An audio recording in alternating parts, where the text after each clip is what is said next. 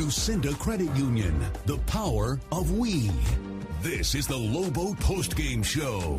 Once again, Robert Portnoy.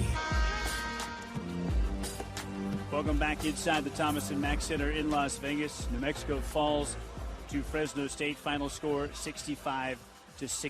As the Lobos will drop this quarterfinal matchup to the Bulldogs. New Mexico has fallen in the first game that it has played in the Mountain West tournament now for 3 consecutive years. As an 8 seed against Air Force 2 years ago, as a 4 seed against Nevada last year, and this year as a 5 seed against Fresno State. Fresno State did not take a double-digit lead until about 2.5 minutes to go in this game, and they end up closing a 65-60 victory. Along with the Lobo legend Hunter Green, I'm Robert Portnoy. And Hunter, this was an imminently winnable game, and this one will stick in the craw of the Lobo coaching staff and the Lobo players because it was right there for the taking. No question. I mean, if you're a Tim Williams, a senior going out like this, knowing you could have had this game, especially at the free throw line, that hurts. And unfortunately, Lobos weren't able to convert free throws today, and I think that was really the difference here. 12 of 22 at the foul line for New Mexico today, 54.5%. Fresno State made 3 more at the line, attempting 4 fewer. They were 15 of 18 at the line, 83.3%. Tim Williams, one of the Lobos who didn't quite shoot as well as he would have liked from the foul line. He was 5 of 8 from the stripe tonight. But Williams, in just his second game back after the stress reaction in the left foot after missing the entire month of February, Tim Williams is our P&M reliable player of the game. Williams today with 15 points, 6 boards, and assists. Williams plays 30 minutes. T-Dub, twice in the first half, was able to score and get fouled. Tim Williams, your P&M reliable player of the game. Obachidit screens for Elijah, whips it right block to Tim Williams. Williams into a double team. He scores and he's fouled. How did he do it, Hunter? How did he make that one? He willed that one in. Yeah, he did will that one in. The second of 2 old-fashioned and ones that Williams would be able to convert in the first half. Tim Williams, the P&M reliable player of the game. P&M here for you and all of New Mexico. Reliable people, reliable partner in our communities, reliable power. Nationally, P&M consistently ranks among the best for keeping the lights on. Tim Williams is your P&M reliable player of the game. First time out on the Lobo basketball postgame show.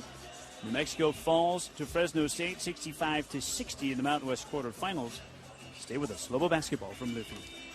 Here come the Lobos. Nick Malloy here, and we're celebrating the spring clearance event at Malloy Dodge. Right now, get 20% off 2017 Dodge Chargers or 20% off 2017 Dodge Journey Crossroads. The 2017 Ram 1500 Crew Cab Bighorn is now $12,500 off. Malloy Dodge on Coors. Deal.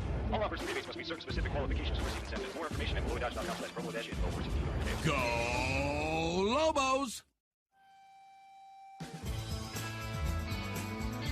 Back in the Thomas and Mack Center in Las Vegas, New Mexico has dropped the 65-60 decision to Fresno State.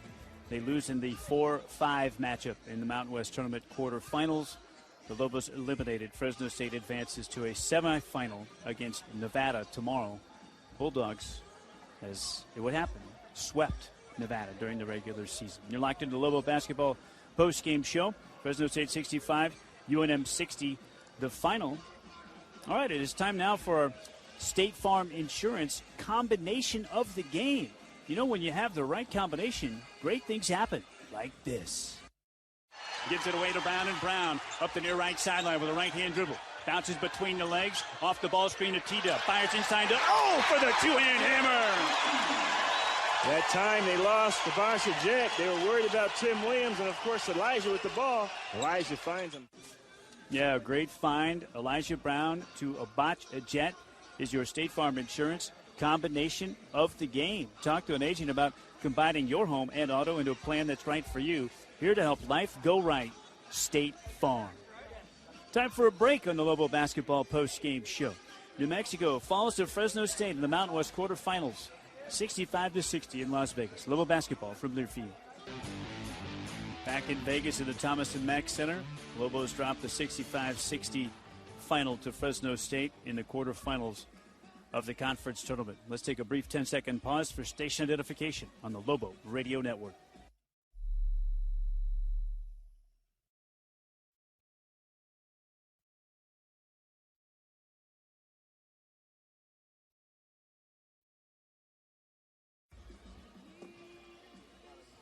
Fresno State 65, New Mexico 60, the final here in Las Vegas. Tonight, the Lobos with 2 Everguard Solar Slam Dunks. That means $20 at $10 per dunk to Allface. Allface serves over 2,500 kids and their families every year by teaching them how to prevent abuse and guiding them as they recover from it. Help us give children back their childhood. Learn more by visiting allface.org.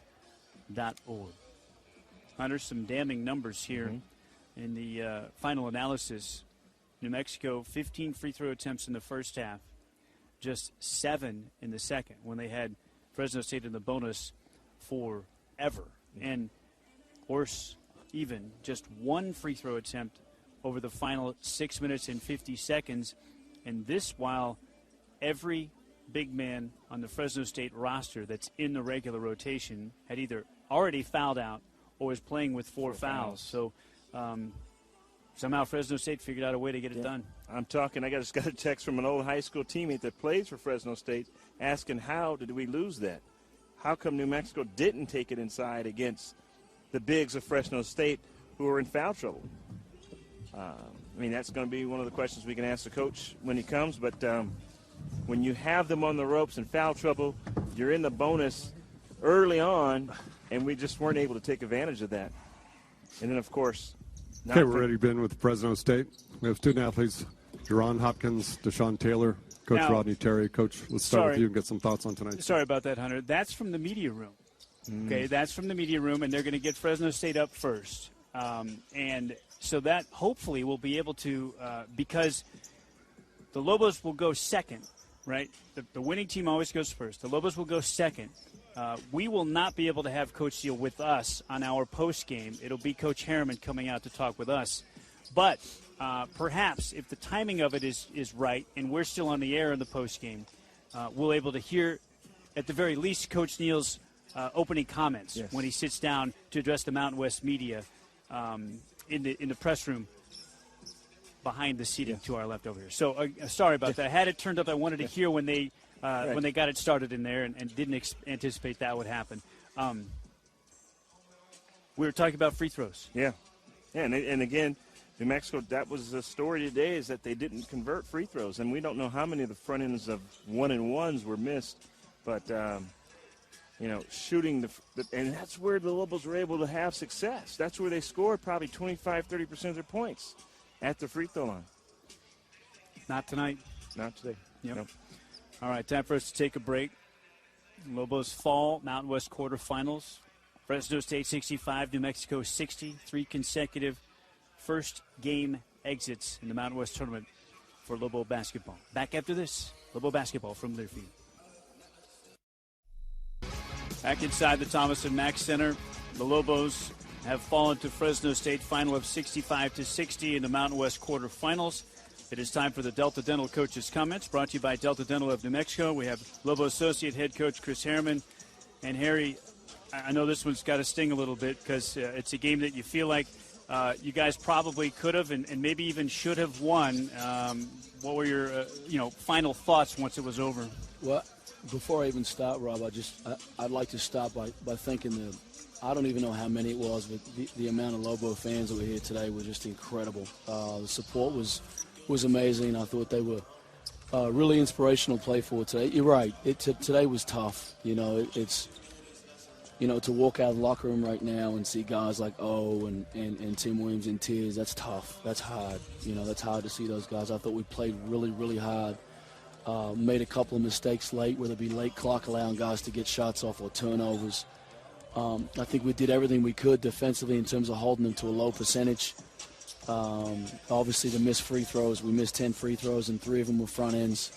That kills you. It's almost impossible to win and have a margin for error like you do and miss that many free throws. So just really, really gutted. Just disappointed for the team. Like I said, hard for the seniors right now. It's tough to look those guys in the eye and know that it's over. So just disappointed. Yeah, Coach, you guys came out with the energy level you needed defensively. I thought the guys were dialed in, playing at a high level. Right. And then, of course, like you said, I think towards the end of the half and then, of course, towards the end of the game, when you guys had them on the ropes, right? In terms of fouls, I mean, all their bigs, they were fouled out or with 4 fouls. And was there a plan to try to get TW the ball down low and get him to the line? Because I know it may not have looked that way, but there was. We tried to get the ball. They did a really good job fronting him. They did a good job taking away his angles. I think we set up with too many jump shots, obviously. And turnovers with some 2 crucial turnovers. I can think of one. I think Dane threw it out of bounds. Had another one in transition that I think bobbled. Like I said, it's really difficult when you miss 10 free throws. You got to give them a lot of credit. They made 2 or 3 really, really big threes late clock. Their guys made plays, and as you guys know, sometimes it's that simple.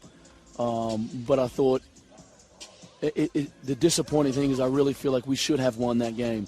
I know shoulda, woulda, coulda, guys. I understand that does nothing for us now. But I thought we played well enough. I thought defensively, you're right, our guys were really, really locked in. They were engaged in timeouts. The communication was there. Everything you need. Couple of lapses, you get up 22-10. Let them go on a 7-1 run by giving them a 3. They had guys that, quite frankly, in the gym on their own, you don't think they're going to make shots. In Russo and Hopkins that both made one in the first half. So I think they deserve credit as well. They did a nice job. They made the shots that mattered. And unfortunately, we have to deal with the loss.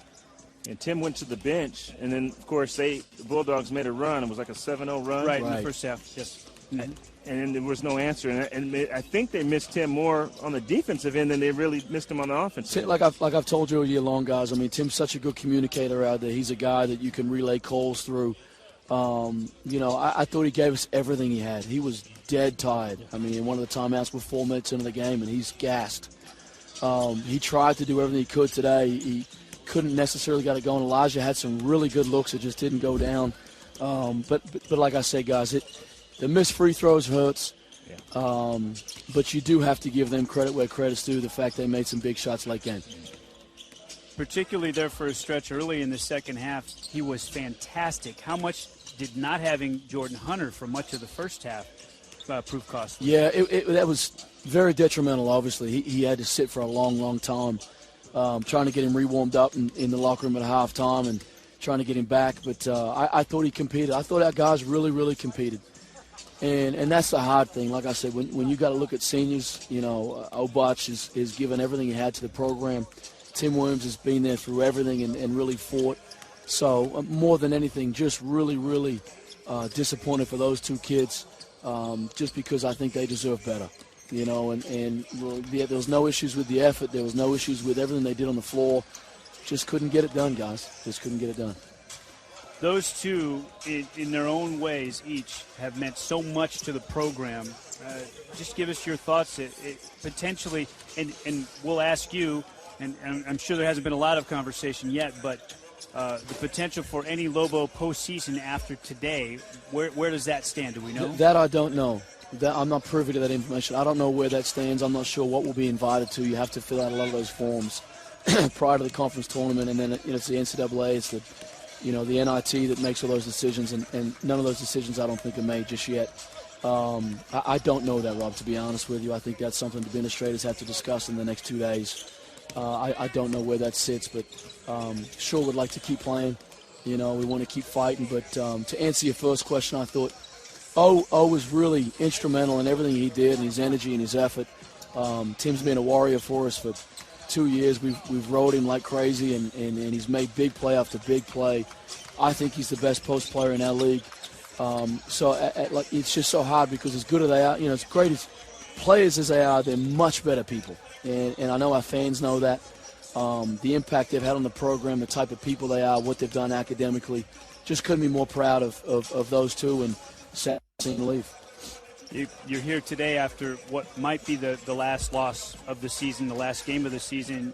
You get some tough questions where fans would want to ask where in a season that it did have a lot of promise going in, where did it get off the rails a little bit this year? That's a good question. I think it's a multitude of things. I think that we had a couple of things that just didn't go away in terms of sometimes you need some breaks, sometimes you need to be healthy.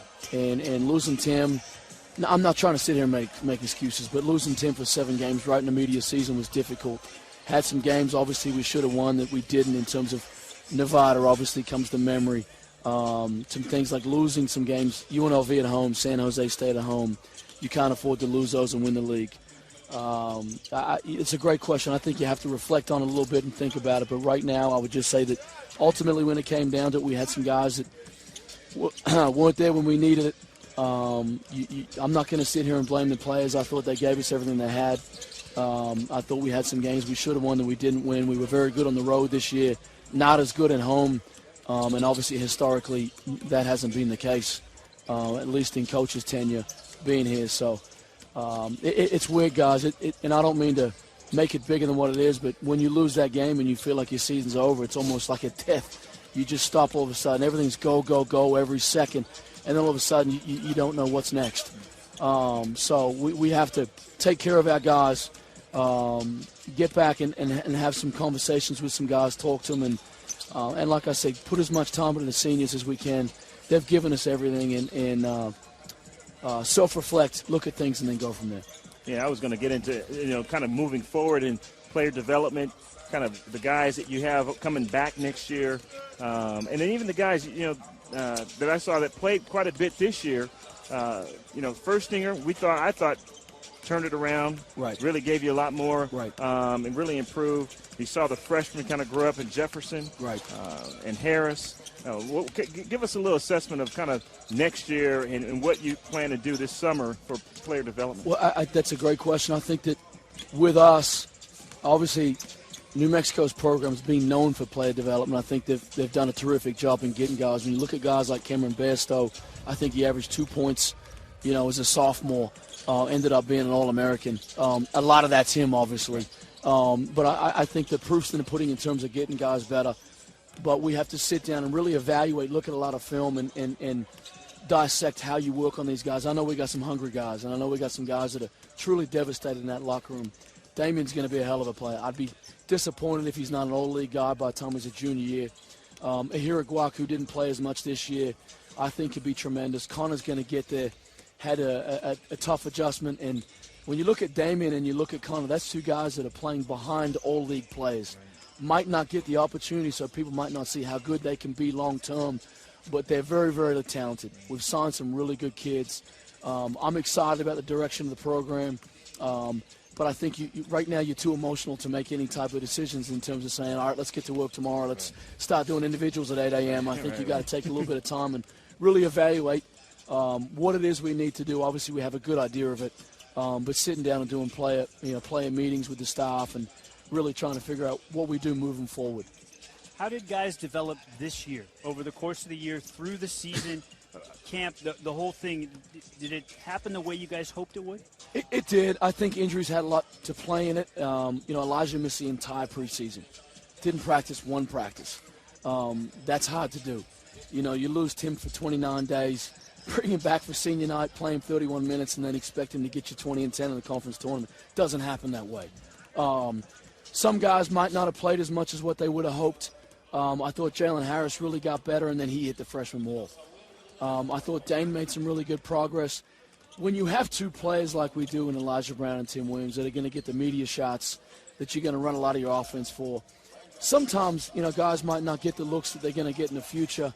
You see it in practice every day. I know you guys have seen it. So very hopeful that some of these guys can really be special players for us. Like I said, some really, really talented kids.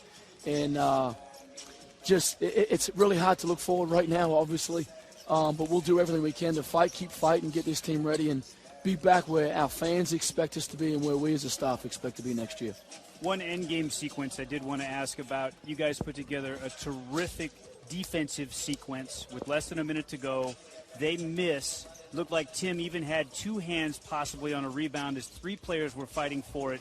They win it on the baseline and get a fresh 30 with, maybe 45 seconds left or so in the game. Any thought about extending the game with a foul right there rather than play it out? Absolutely. We thought about it, but I think you still had a 15-second differential, which we felt like was enough with a one-possession game. That epitomized our season, really, that play. Yes. I cannot express to you how many times in the past 3 days we've talked about late clock rebounds and late clock making them bounce the ball. So to when the clock goes down 6 seconds, 5 seconds, you have to cram your guy and really make them beat you off the bounce. You cannot back up. You can't put your hands down. If you do that, you're going to allow guys that are really, really good players to make shots. We even talked about it coming out of timeouts. It didn't happen. Like you said, I think Tim was on that ball. You get that. Now you're coming down with a one-possession game. Instead, they make a three, and it just cripples your chance to win the game late game. And that was a rainmaker, right? A deep one. Yeah, it looked like it was going to hit the ceiling the way he shot it. But like I said, we can't sit here and just say we should have done this. We should let the head guys make big plays. And to win games at a tournament, this caliber, this high level, they did that. We didn't.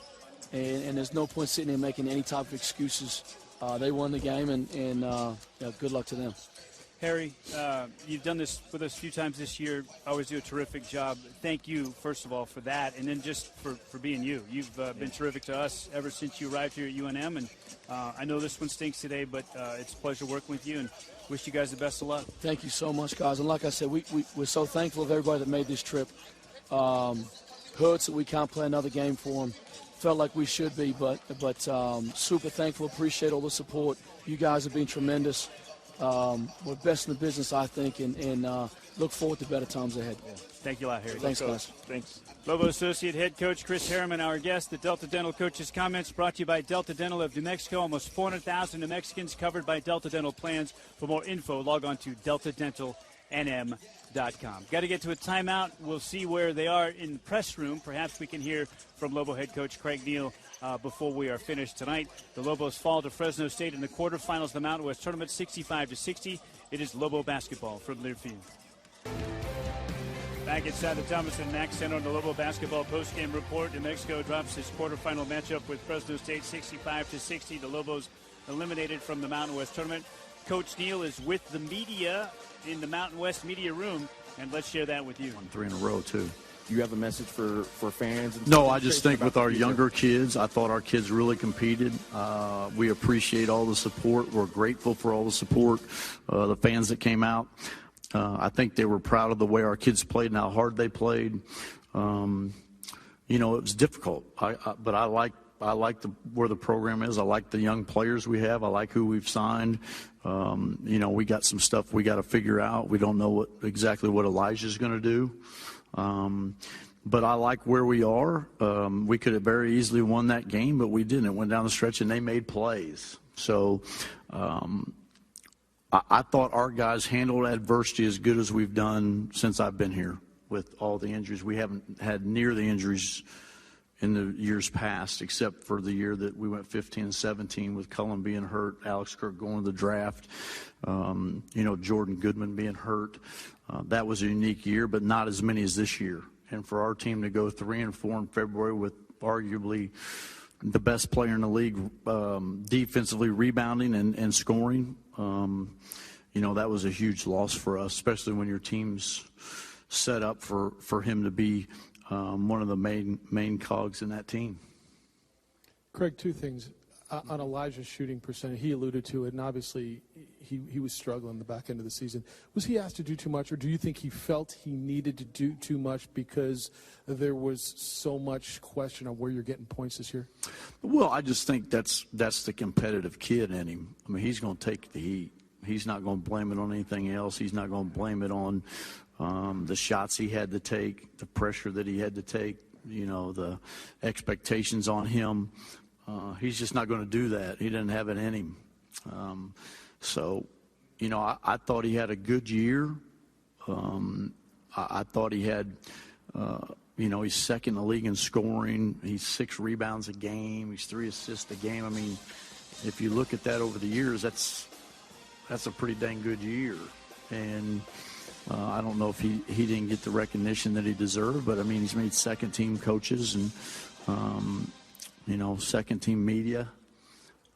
I think he did everything. But let me, I'm going to protect him because I'm his coach. I honestly think that the month off with his hamstring, I don't think he's ever been fully healthy. That's just me. That I don't know that he's going to tell you he's fine, but I know him and watching him over the years for a really long time, that injury had a big effect on him. The other thing is, you're listening to the they get the offensive press conference. Coach Neal answering the media's questions post game in Las Vegas. They get the offensive rebound of about 44 seconds, I think, is what. Mm-hmm. Did you think about? Then we waited the again. Well, yeah, we were going to extend the game, but then it goes to 5. So, they got that offensive rebound. I still thought we had 14 or 15, and we could get a playoff, and we were pretty good at plays, getting off threes. We've been pretty good over the years. We drew one out of the timeout, and he got a wide-open 3. So I was pretty confident we'd get another one. Did I think about it? Yeah. But, you think about it, then you don't want to foul because then you go to 5 and you try to extend it, then you really run out of time. You run out of time. So I just thought we could get another defensive stop. I mean, I think there was a time right before the 3-minute or 3:39 media time. I think we had 9 stops in a row. I mean, we were playing excellent defense. The 2 things that I thought were going to hurt us, 3-point shooting and offensive rebounds, kind of got us in the last minute. Okay, 2 more questions. Go here, and then we'll come over there. Coach, you look at the 2016-17 season, with the exception of late January where you had the 4-game winning streak. There's been a lot of, wins followed by losses, not a lot of continuity. What is going to be your reflection when you look back on this year as a coach as far as the team overall for the entire season? Well, I think the one thing that's unique about our team is I think we had to adjust on the fly. I think when Xavier Adams went out the second game of the season with an ACL tear, and then Tim Williams goes out, those are the 2 guys playing that spot for us. So then it's you throw that out the window, and then you try to figure out how you're going to play and how you're going to win. And we got off the 3-1 in February. And then we lost some in February that we lost those 3 in a row, and then beat San Diego State at home. But the thing I'll take the most out, these kids never gave up. They went through some serious adversity. Some people questioning them. I thought they really hung together as a group. And I'll take this year that I had a lot of fun. I really had a lot of fun. I wish we would have won more games, which we all do, but we had some adversity that we weren't expecting. But I got to give my kids credit. They really played hard and stayed the course and gave everything they had. Lobo head coach Craig Neal post-game from the Thomas & Mack Center in the Mountain West Media Room. The Lobos fall 65-60 to Fresno State in the Mountain West quarterfinals here today. Your Subway Sub of the Game brought to you by Subway of New Mexico. It is Sam Logwood. Congratulations to Sam Logwood for being named the Subway Sub of the Game. Subway restaurants keep you going on and off the court. Stop in today. Subway, eat fresh. Welcome back, my broadcast partner, Hunter Green. And Hunter, interesting to hear some of the comments from Coach Neal there post-game. And he was right, lockstep with Coach Harriman about the end game sequence there with a 15-second separation between the shot and the game clock and a 1-possession game. You go ahead and play the defensive sequence out and see if you can get the ball back rather than foul and maybe go down by 5. You like that decision? Yeah, it's situational basketball it's really personal to the coach and the staff, and what do you feel that you can do? And he always feels comfortable that he can score. Give him enough time, he can score the basketball. So that's really what the thought process was that, look, we'll go ahead and play this out, and then if there's time left on the clock, we can score with knowing that we have possession. So I'm comfortable with that decision. Player development, I'll ask you. You've watched every minute that the Lobos have played in a game this year and many a practice as well. How did the Lobos improve over the course of this year, and was it what you hoped it would be, and what do you see moving forward for next year? Well, I think there was some development in certain players, we talk about Firstinger and guys like that who come off the bench. I saw some improvement there. I saw improvement with Damian Jefferson. I saw improvement with Jalen Harris, Jordan Hunter. I thought he improved. So you could see some of the improvement in some of the players. I think where the team struggled was really as a team. Really understanding the vision and the plan and where the coaching staff is taking them and where they want to go. I'm not sure if they really were able to buy into it, or it wasn't communicated well enough. I mean, I think that's where they struggled. Because as a fan, I think we struggled with that. Seeing the vision, knowing where this program is going and where Coach wants us to be.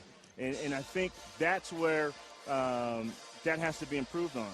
And so, yes, there was some player improvement. I thought there was some regression, to be honest with you, with Elijah Brown. I thought Elijah Brown played better last year than he did this year. Coach kind of alluded to some injuries. That may be true because the way Elijah moved on the court, you could see it. He just wasn't fluid like he was last year. And so player development is really what this program's all about. And that's why I asked Coach Harriman about it, because, they got to get in the gym and improve. I mean, guys can get better, and there's room for growth. And that's not to take away from all the hard work these guys have gone through all year. I mean, I've been there, I know. And you're talking about March, and you've been doing this since August in the summer, working in the gym at your game. You get burnt out, and it gets old. And so the coaches have to keep it fun and enjoyable, because let's face it, guys, they're not pros. They're college athletes. And sometimes we forget that.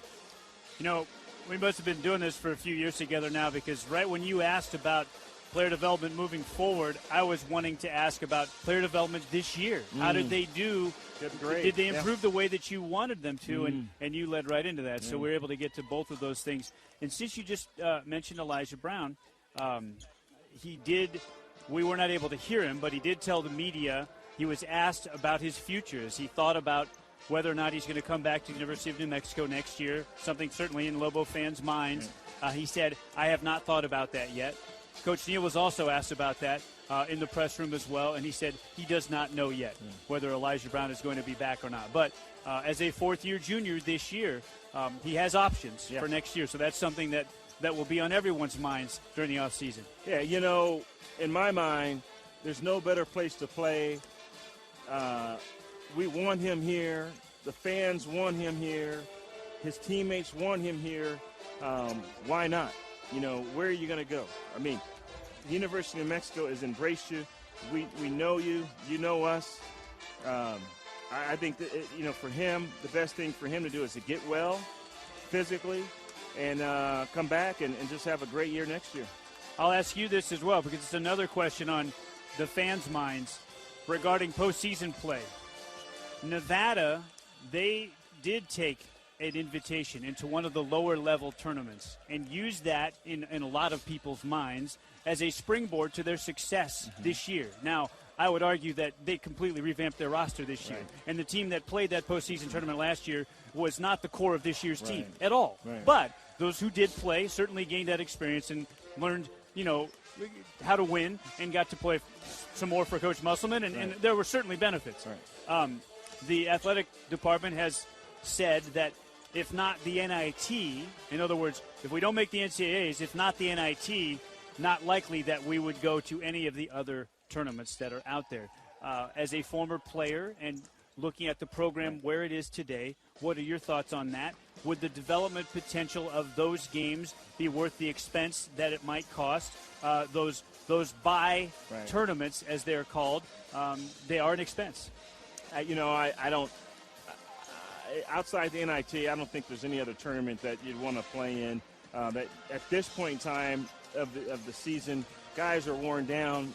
They're not. This is not when you improve, right? I mean, the guys need to really rest. I think maybe if you get an opportunity to play in some tournaments in preseason, like they do when they go to Puerto Rico or that's when you can do it. And I think that's when teams can get better and players can get better. But right now, guys have been. They've been doing this for a long time, and I think this is really time to rest and then start player development this summer. Some individual numbers from today's contest. The Lobos were led in scoring by Elijah Brown, 16 points, 6 of 21 floor, 3 of 11 from the three-point arc, had 6 rebounds, 1 of 2 at the foul line. Only 2 free throw attempts. That's big. Only turned it over twice. 2 assists, 2 steals for EB. Tim Williams, 15 points, 5 of 12 field, 5 of 8 at the line. 6 boards, 1 offensive, had an assist and a block. Big first half for Abacha Jet. Did not materialize into a big game. Finished with 7 points and 11 rebounds, but it could have been so much more. O had 7 at the half at 8 rebounds. At intermission, O had 2 blocks and a steal. 4 of his rebounds were offensive. 8 for Dane Kuiper, 4 of 4 from the field, but another big first half that didn't turn into a great game. 6 of his 8 points came in the first half. He did finish with 7 rebounds, 2 offensive. We have 5 points apiece for Harris and Logwood, 2 for Jefferson, and 2 for Jordan Hunter. Hunter led everybody with 6 assists, the sophomore point guard who missed much of the first half with foul trouble. Jordan Hunter only played 2 minutes of 20 in the first half. Fresno State was led by Deshaun Taylor's 21, 8 of 8 from the foul line, 5 of 14 field, 3 of 8 at the arc, 12 points for Jerron Hopkins. He also had 8 rebounds, 1 of them offensive, and 5 assists, 2 steals as well. They got 9 from Russo, 8 from Carter, 6 apiece from Jamel Taylor and Bryson Williams and Taylor. Jamel Taylor rained down a crucial late 3 that put them up 6. It really was the final big dagger that came late for Fresno State. Hunter, it's been a great year. Overall, I've enjoyed everything, as always, working with you. The Lobos, I think, feel like they probably left something out there this year, though. With the expectations coming in, given just how good they were with those 2 all-conference selections, that maybe this was a season where they didn't quite get over the hump. Yeah, I think they kind of, unfortunately came up short. I think they would have liked to finish stronger, but, I think they just came up short. So. Pleasure, right. Hunter. Okay, Rob. So long Thanks, to the outgoing seniors, Abacha Jet and Tim Williams, 2 phenomenal contributors. Yeah. Okay. Class acts. All right. For Hunter Green, my broadcast partner, Malik Taylor, my producer and engineer, I'm Robert Portnoy. Scott Stigler is next with the Overtime Call-In Show on 770 KKOB, our flagship station. The Lobos fall in the Mountain West quarterfinal to Fresno State. Final score for the final time. New Mexico has dropped a 65-60 decision to the Bulldogs. So long, everybody. You've been listening to Lobo Basketball from Learfield.